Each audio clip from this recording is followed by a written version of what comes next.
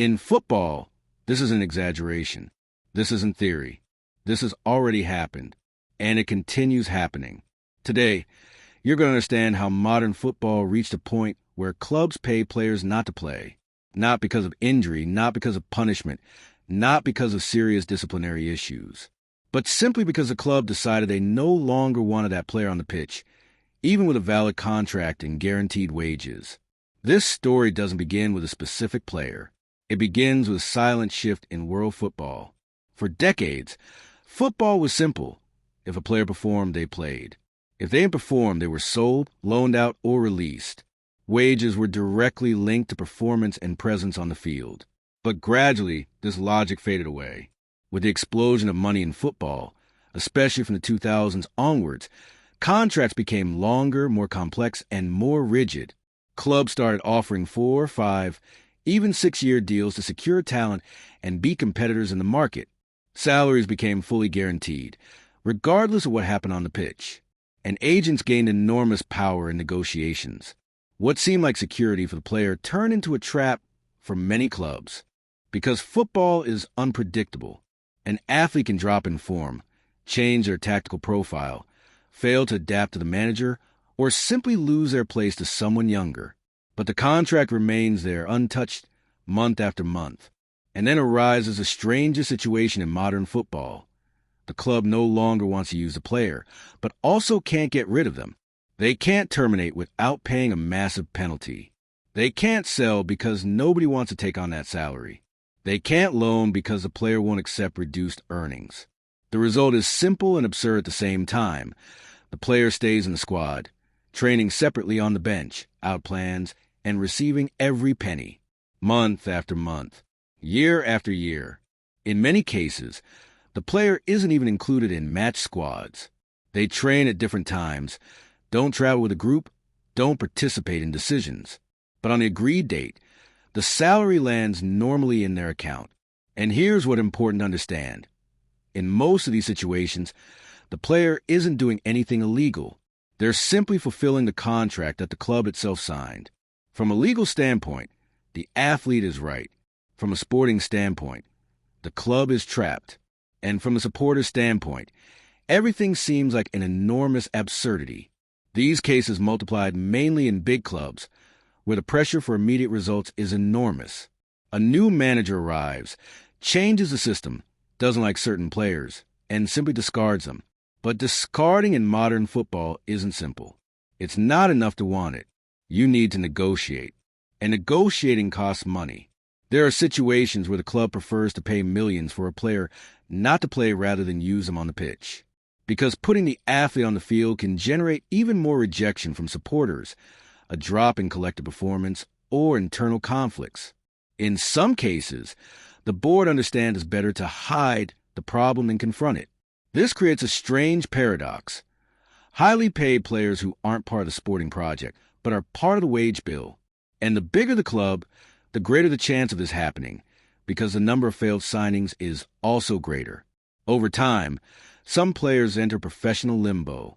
They don't play, don't appear, don't develop, but remain tied to the contract. When they finally manage to leave, they're often devalued, lacking match fitness, and with their image tarnished. The public sees it as laziness or complacency, but the reality is usually more complex. There are players who want to play but won't give up values that were promised in the contract. Others prefer to fulfill the deal until the end, even without playing, because they know they'll hardly get anything similar at another club. And there are those who simply adapt to the situation, accept the bench, the ostracism, and continue receiving their wages. From the club's side, the situation is also uncomfortable. Directors know they made a mistake in the signing, but admitting the error costs dearly. Managers don't want to compromise themselves by using athletes they don't trust. And supporters demand results without wanting to hear financial explanations. This scenario reveals a bigger problem. Football stopped being just a sport and became an extremely complex business, where sporting and financial decisions often clash. What's best for the team isn't always best for the balance sheet. And what's best for the balance sheet doesn't always please the supporters. In some countries, this phenomenon is even more common, because of labor legislation that strongly protects the athlete. The club can't simply sideline or pressure the player to leave without legal consequences. Any mistake can become a lawsuit, fine, or sporting punishment. That's why many clubs opt for the quieter path. Keep the players sidelined, paying the salary, waiting for the contract to end or for a negotiation opportunity to arise. It's expensive, it's inefficient, but it's the least risky path. For the supporter, all of this sounds like madness. How can someone earn so much without playing? How does a club accept this? But the truth is that this system was created collectively. Clubs inflated the market. Agents hardened contracts. Players accepted long-term deals. And now everyone lives with the consequences.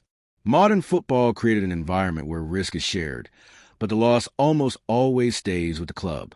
When a signing works out, everyone wins.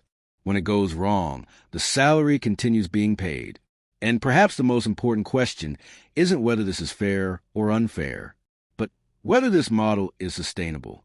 To what extent will clubs continue bearing contracts that don't make sporting sense?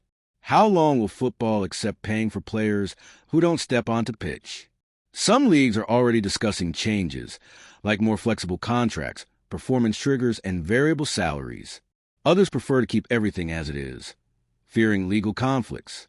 Meanwhile, the situation repeats itself, season after season, and the supporter, often unaware of all this, continues demanding results, booing names, and calling for changes, without imagining that behind the scenes, the club is already paying dearly for decisions made years earlier. In the end, modern football lives this constant dilemma between passion and contract, between pitch and spreadsheet, between ball and money. And stories like this show that sometimes the biggest absurdity in football doesn't happen within the four lines, but outside them. But there's another layer to this problem that rarely gets discussed: the psychological and professional toll on everyone involved. For the players sitting in limbo, watching their career waste away while teammates train for crucial matches, the mental impact can be devastating. These are professional athletes who dedicated their entire lives to the sport, who once dreamed of glory, now reduced to collecting a paycheck while their skills deteriorate. Some fall into depression. Others lose their competitive edge permanently. For young players in the academy watching these situations unfold, it sends a terrible message about professionalism and ambition. For the teammates who remain in the squad, it creates an uncomfortable atmosphere, knowing that a colleague is being paid handsomely while they shoulder the pressure of performance. And for the coaching staff, it's a constant reminder of their limited authority in a system where financial contracts often override sporting decisions. The human cost of these situations extends far beyond the balance sheet. Now I want to know from you, is this just market strategy, or has football crossed the line? Write in the comments what you think, because this discussion is far from over.